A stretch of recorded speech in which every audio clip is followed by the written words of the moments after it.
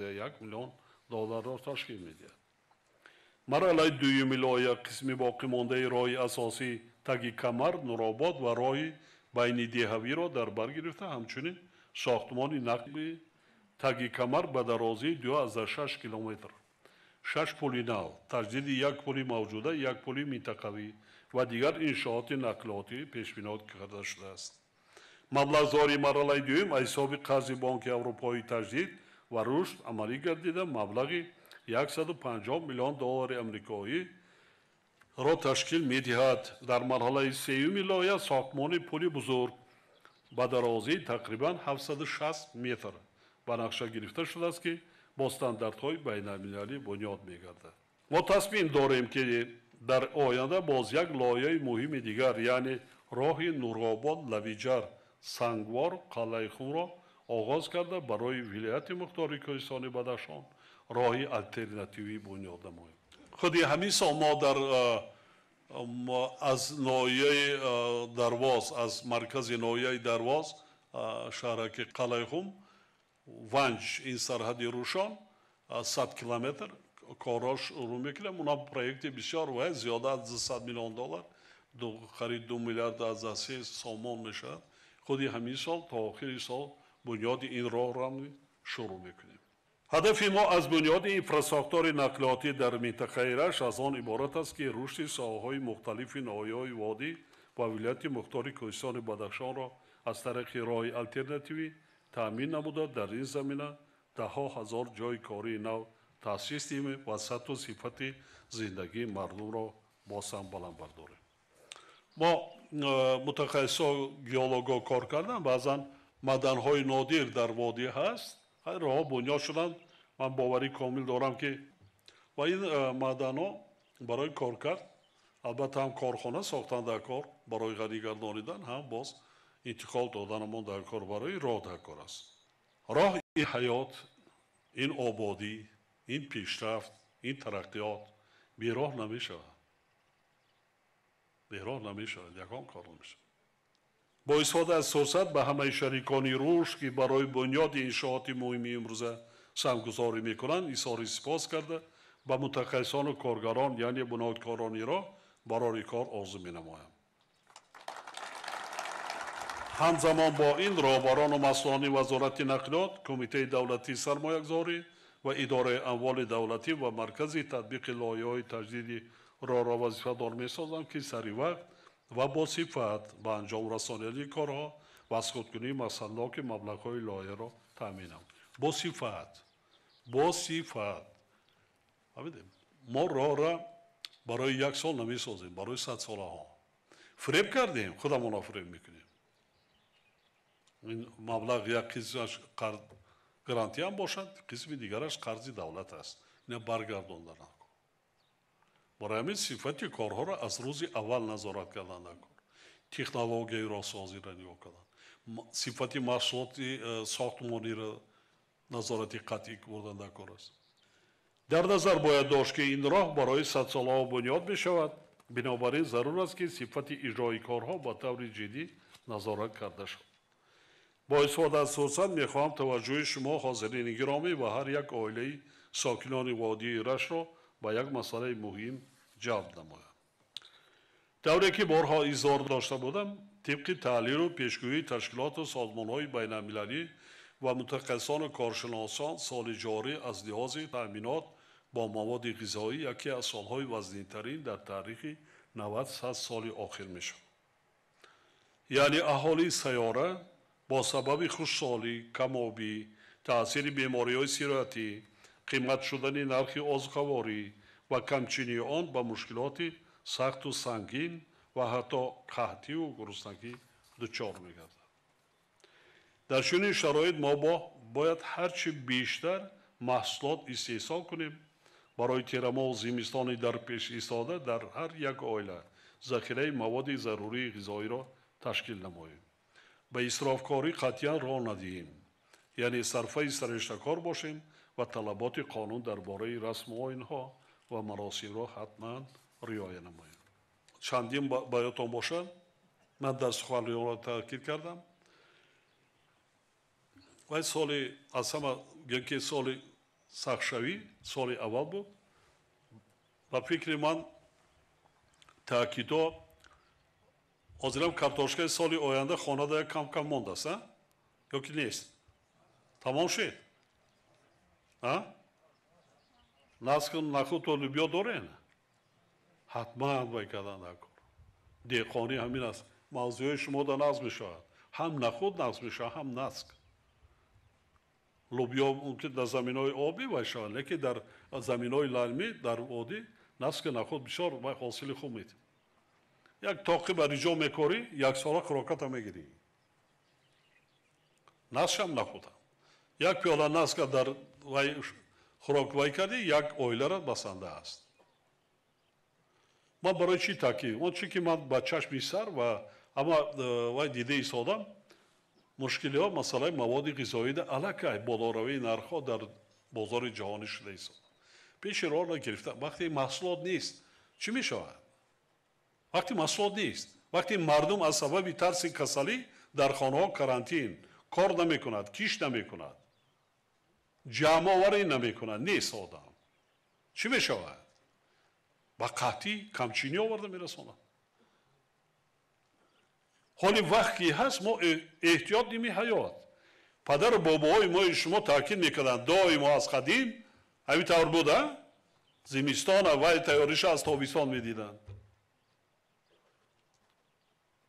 барои тирамоҳу зимистон маҳсулот захира мекарданд помидорҳои оли мисли имсола помидори нопухтара ҳамхе намепартофтанд замида аз решааш меканданд мо кӯдак будем гуфтанд зинара мон бача болои анаи кардонда болои анаи хонада аз ре кашол кун вақте кашол мекардем ма муҳлати як ҳафта ду ҳафта сирхшидан мегирифт аз ҳамунҷа мегирифтем чин косада бурда реза карда дар дег меандохтан хӯрок мебурданд исрофкор набуданд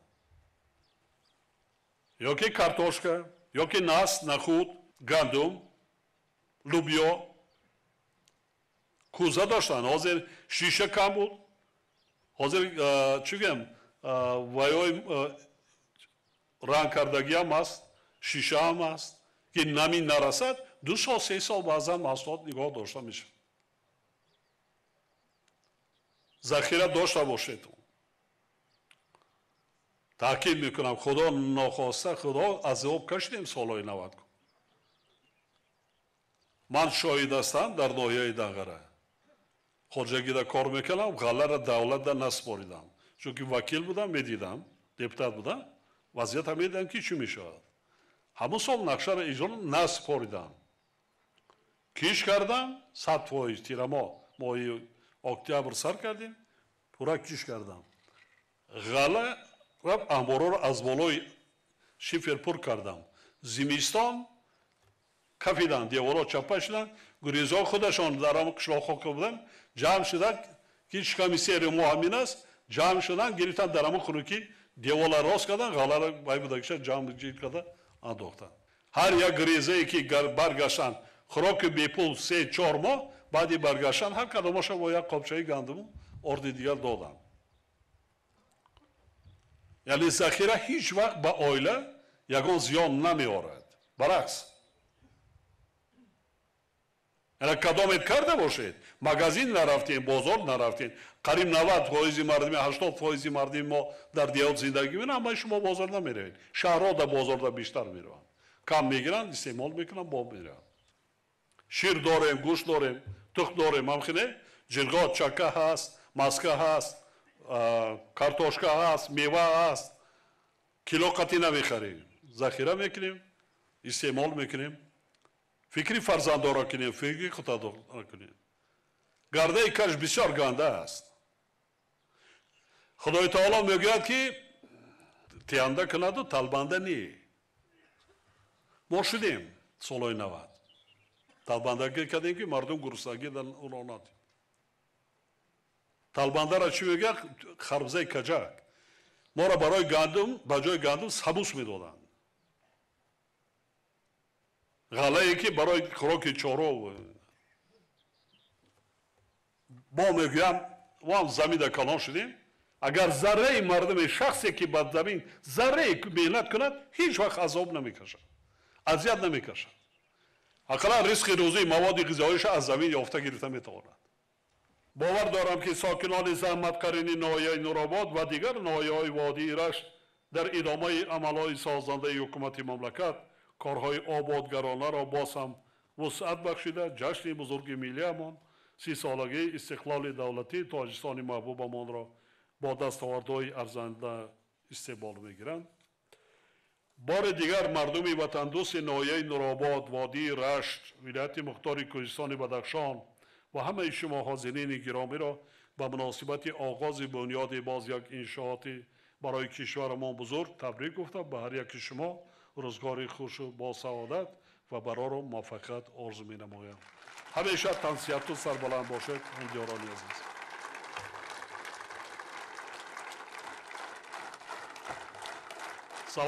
Слово сейчас предоставляется руководителю представительства Европейского банка развития и реконструкции госпоже Айтен Рустамовой. Пожалуйста, прошу вас. Уважаемый господин президент, уважаемые члены правительства, коллеги, партнеры и гости, доброе утро. Для меня большая честь иметь возможность сегодня участвовать на этом мероприятии и также выступать перед вами. Спасибо большое. Я очень горжусь, что за те 4 года, которые я живу и работаю в Таджикистане, благодаря прекрасному сотрудничеству мне удалось участвовать на нескольких мероприятиях, и сегодня тоже такой же день. Я бы хотела сказать, что, как вы знаете, за годы работы в Таджикистане наш банк выделил более 770 миллионов евро на 144 проекта. И в настоящее время на разных ступенях реализации находится много проектов по всей стране. В транспортном секторе Республики Таджикистан мы профинансировали 8 проектов на более чем 190 миллионов евро. И я очень горжусь, что наш опыт нашего банка в модернизации дорог мы можем приносить в Таджикистан. Пользуясь случаем, хочу сказать, что у нас также есть большой опыт в модернизации аэропортов, железной дороги. И я надеюсь и верю, что мы будем продолжать приносить этот опыт и работать в модернизации дорог и также других проектов. Знаете, каждый проект очень дорог для нашего банка и для нашего сердца, но я бы хотела минуту рассказать, почему именно этот проект также очень важен для нас и чем он для нас уникален. Дело в том, что в первую очередь хочу сказать, это наш самый большой проект в Таджикистане. За эти годы мы не сделали проекта больше, чем этот проект на 150 миллионов долларов. Он на самом деле больше, чем даже касса 1000. И мы, когда работали над этим проектом, мы хотели, чтобы это была не только модернизация дороги, но также привлечь дополнительные аспекты развития. И я скажу, какие. В первую очередь в этот проект в Таджикистане мы впервые включили компонент по вопросам гендерного равенства и расширению экономических возможностей женщин в транспортном секторе. По данному компоненту банк работает с Министерством транспорта и также с Министерством труда и социальной защиты. Потом мы узнали, что банк подписал меморандум о сотрудничестве с ЮНИСЕФ, но дело в том, что нигде не было конкретного проекта. И впервые в банке мы именно в Таджикистане разработали инициативу по безопасности детей при эксплуатации данной автомобильной дороги. Также банк внедрил определенные рекомендации в проект, которые позволят улучшить устойчивость дороги к изменениям климата. И я думаю, что именно это поспособствовало тому, что недавно именно этот проект был удостоен в Европейском банке золотой награды в конкурсе по устойчивости к изменениям климата. И онлайн-церемония награждения будет как часть нашего ежегодного собрания в июне этого месяца. Также хочу сказать, что банк предоставил рекомендации по использованию беспилотных летательных аппаратов для сбора данных, необходимых для безопасной эксплуатации дорог, туннелей и мостов. И все это про этот проект, где мы сегодня участвуем с вами. Последнее я хочу сказать, что так как этот проект является очень важным для Таджикистана и для нашего банка. Что мы сделали, это то, что процедуру конкурсного отбора подрядчика мы запустили до того, как мы вместе уже разработали финансовую документацию. Мы хотели выиграть время, чтобы не запаздывать с началом проекта. И как вы понимаете, чтобы запустить подготовительные работы для подрядчика до того, как подписаны финансовые договора, возможно только если мы работаем в условиях очень большого доверия и конструктивных отношений. И я хочу поблагодарить правительство Таджикистана за то, что именно так наш банк имеет возможность работать в Таджикистане. Этот проект на самом деле соединил много сторон для одной цели. И я бы хотела воспользоваться этой прекрасной возможностью, поблагодарить лично вас, господин президент, правительство, наших партнеров и доноров. И от имени нашего банка озвучить, что Европейский банк является долгосрочным партнером Таджикистана, и мы надеемся всегда работать над жизненно важными и стратегическими проектами Таджикистана и всего региона. Спасибо большое. Спасибо. Большое спасибо. Рамати Калоншму. همدیاران گرامی، خدا آن ملتی را سروری داد که تقدیرش به دست خویش بنوشت. شکرانه داریم از ملتی با فرهنگ و سروری بانند که ما توانستیم زیر راهبری و راهنمایی این فرزند دریادل تقدیر خود و آینده فرزندانمان را به دست خویش بنویسیم و راهنمایی نماییم. دیدار شریف و قدم‌های مبارک سرور خردمند را بر دیده‌های همه شما همدیاران گرامی فرخنده و خجسته می‌دانیم و پیشوای عزیز را به این گوشه خاک وطنمان مادرانه خیر مقدم می‌گویم. خوش آمدید نور دیده تاج سر. یا جان تشکر. من ملاچه و قربانگل انورانه سابقه داری خدمت دولتی محترم جناب عالی اساسگذاری صلح و وحدت ملی پیشوای معظم ملت شما در پیام تبریکی خویش به مناسبت سیومین سالگرد به امضا رسانیدن سازشنامه عمومی استقرار صلح و رضایت ملی در سال 2000 در تاجیکستان گفته بودید. هر کسی نهال سبزانده باشد می‌داند که درخت سال یک مرتبه حاصل می‌دهد. اما ما نهال داریم که همیشه میوه‌های شیرین به بار می‌آورد. این درخت نخل صلح و وحدت ملی تاجیک است. ما از این نهال سبزانده و پرورش نموده که هم پرورشگر و هم باغبان شما هستید هر روز و هر ساعت و هر لحظه در 4 فصل سال میوه‌های شهدبار استعمال می‌نماییم.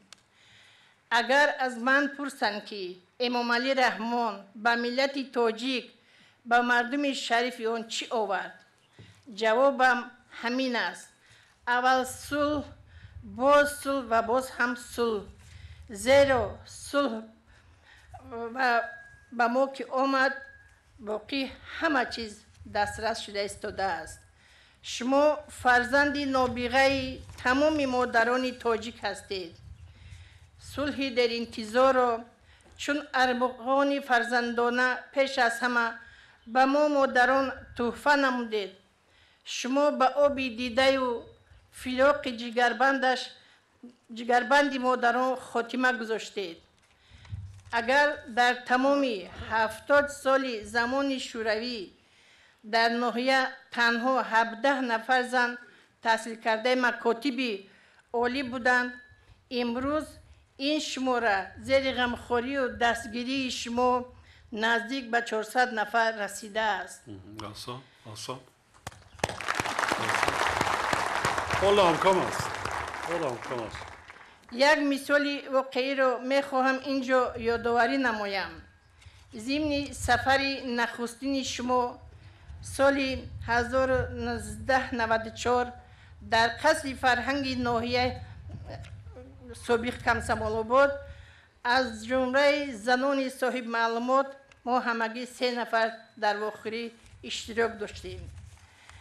امروز با ابتکار بزرگ شما در این تالار در این جمع آمد امروزه همه زنانی دارای تخصصی عالی و میانه کسبی اشتراک دارند. مادران تاجیک را تنها شما فرزندی وفاداری مادری تاجیک به جهانیان معرفی و مشهور نموده اید. ثنا بر شما ای فرزندی نابغه مادران.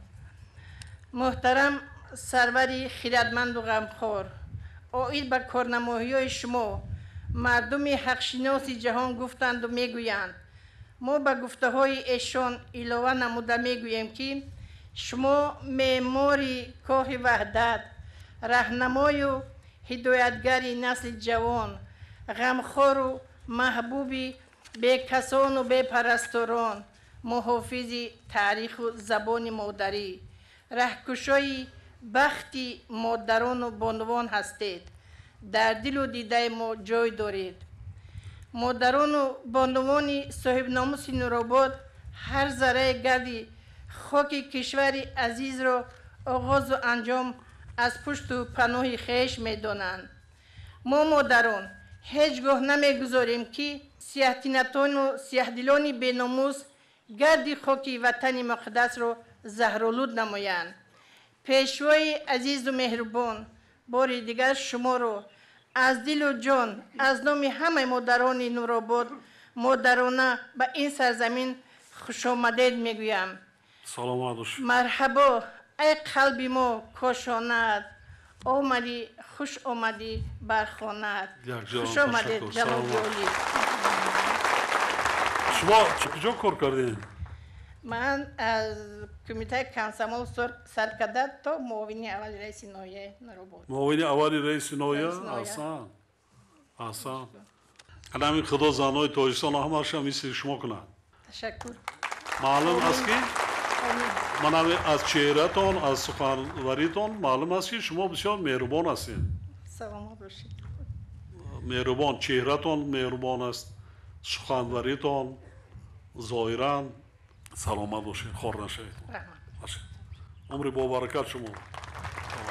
از صفای تشریفت امام علی رحمان ما، وحدتیستان گشت هر جا ملک کوهستان ما. السلام علیکم اساسگزار صلح و وحدت ملی، پیشوای ملت، پرزیدنت جمهوری تاجیکستان، تشریف شما را به ناحیه زیبا منظر نورآباد صمیمانه خیر مقدم میگویم. سلامت باشید. سلامت. من موجود ستار محرر روزنامه ناحیوی نور نورآباد راه ها را پیونگر دلها میگویم. امروز ما شاهد آن گردیدیم که با گذاشتن سنگ اساس از جانب شما محترم جناب عالی به یکی از درازترین پل در آسیای مرکزی بنیاد شاهراه نو آغاز گردید. بنیاد چنین راه‌ها به ما امکانیت می‌دهند که زندگی باز هم بهتر شود و سطح زندگی مردم تاجیکستان که هدف عالی حکومت جمهوری تاجیکستان میباشد باز هم بالا رود. به این راه جلب سیاحان بیشتر و منظره‌های زیبا منظر تاجیکستان به جهانیان پیشکش گردند. نیروگاه برقیابی راغون را که به ساختمانش در دوران شوروی آغاز نموده بودند حل خود را نیافت و در دوران صاحب استقلالی تاجیکستان محض با تلاش و دستگیری و زحمت‌های شبانه روزی شما محترم جناب عالی امروز دو چرخش مورد استفاده بری قرار دارد. بنیاد این نیروگاهی از این میتواند به پیشرفت همه جانبه این مملکت مساعدت نموده تاجیکستان را همچون دولتی استحصال کننده نیروی برقی از جهت اکولوژی تازه به جهانیان معرفی نماید. وحدت ملی اساس همه پیشروی‌های تاجیکستان عزیز بوده یکی از دستاوردهای بزرگ و نعمت بی‌بهای دوران صاحب استقلالی کشور است که شما پیشوای معظم ملت اساسگذاری آن میباشید. سلامت باشید. سلامت باشید. شهرک دربند مرکز معموری ناحیه روز به روز با دستگیری همه جانبه شما به یک شهری زمانوی تبدیل یافته ایستاده است. کشیدن خط آبی لاوگی نوشاکی از موضع شالیدره به شهرک دربند با دستور و سفارش های شما محترم جناب عالی الکی آغاز شده است. ما مردمی ناحیه نورآباد با شکرگزاری از فضای آرام و آسایشته کشور و جواباً به دستگیری و غمخوری‌های همه‌جانبه به شما اهلانه زحمت نموده ناحیه ما را به یک موضع زیبا منظر و مکانی سیر و سیاحی تبدیل می‌دهیم.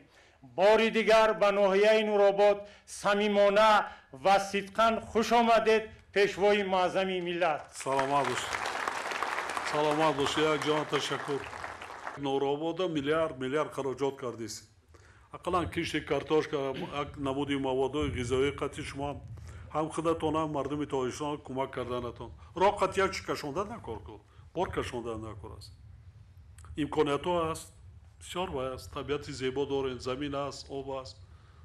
بعضن جایی که زمین آب نمیرسد در یک جایی وزارت و اداره‌های جمهوری قطعی کار کنه. زحمت کشی مقصد هدف داشته باشیم. ذوق داشته باشیم. وطنمون را دوست داریم. سیکان. سلامت باشید. خوشوقت باشید. برای پیش‌آزگیری صمیمیتان یک جان تشکر. اساسگزار صلح و وحدت ملی پیشوای ملت президент جمهوری تاجیکستان محترم امامعلی رحمان در شهرک دربند ناحیه نورآباد با کارهای ساختمانی باغ فرهنگی فراغتی ناحیه آغاز بخشیدند. در مرحله یکم تطبیق لایحه باغ فرهنگی فراغتی ناحیه نورآباد در حدود انشاءات بنیاد مجسمه شاه اسماعیل سامانی با بلندی 10 متر نشان دولت